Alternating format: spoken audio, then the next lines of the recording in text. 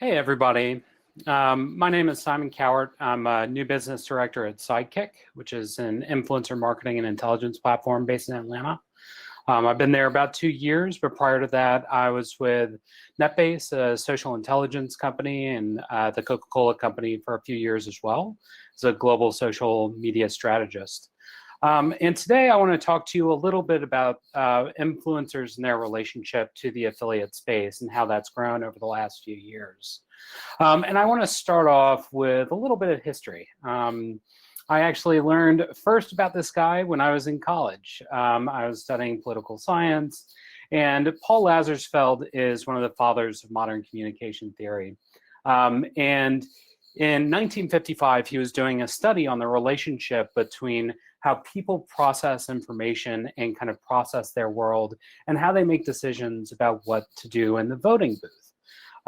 So it was, kind of core to my voter behavior background back then. But he led a kind of change in the way that we perceived how people process information in a complex system that I think everybody will recognize in relationship to the conversation about influencers. It's called this two-step flow model, and he suggested that mass media, as opposed to at the time they believed that mass media was something that people just ingested and took verbatim and applied to their life and made decisions directly based on that, which I think all of us understand is not exactly how the world works. And he came forward with a study that was done in 1955 and suggested the role of an opinion leader. So people in our communities, people around us who help to inform our decisions that we rely on in forming products that we buy, and those voting activities. And you can see very clearly how it's applied to the modern influencer model, right? Brands have replaced the mass media as the driver of the message, and those who are, trying to get a message out to the consumer. And the role of the opinion leader has been kind of formalized in the role of influencers. So that is just to say that influencers have always been a very valuable part of our communications landscape, that social media has just made it so that we have to formalize that role and incorporate it into a business perspective. And the reason for that is that in a complex digital world, influencers today are acting like a guide. They're helping us to digest that information, to synthesize a reality out of it. And much like Google, which is one of the most valuable companies in the world for this reason, is helping to cut steps out as we look to find things in this digital space. Influencers come in from the other angle, help us to understand things that are available, that they're coming across. We're basically able to outsource, the discovery of our digital world to these people who are dedicating their time to creating that content. And it's becoming a much more complicated space to digest, right? Over the last 10 to 15 years, with the growth of e-commerce and the growth of digital channels, you've seen an enormous growth in complexity as we engage in our digital space. But since COVID came along, we've seen that transformation just skyrocket. That digital transformation has seen 10 years worth of growth in just the first 3 months of 2020, thanks to COVID-19. And these are not changes that are going to go away overnight. They won't even reverse. They may slow a little bit, but realistically speaking, these are investments that are going to matter in our world and are going to change the way that we engage with brands, engage with retail experiences, and are going to require, influencers to simplify the discovery part of that process.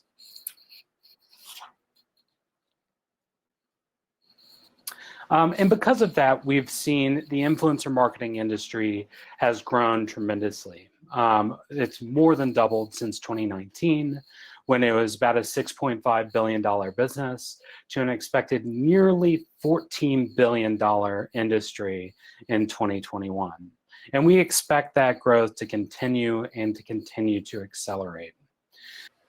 And we've seen enormous growth in the influencer marketing industry as well to match this, as those influencers are called upon to further help us digest this digital space.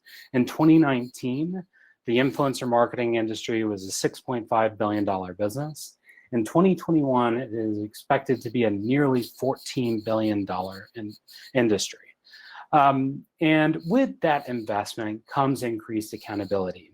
The more money you're spending, the more the CEO cares, the more people around an organization are going to wonder, what are the outcomes that we are getting from this investment? And trust me, I know about this a great deal. My early experience was with the Coca-Cola Company, where I started in 2013 as a global social media strategist in our global social command center called the Hub Network.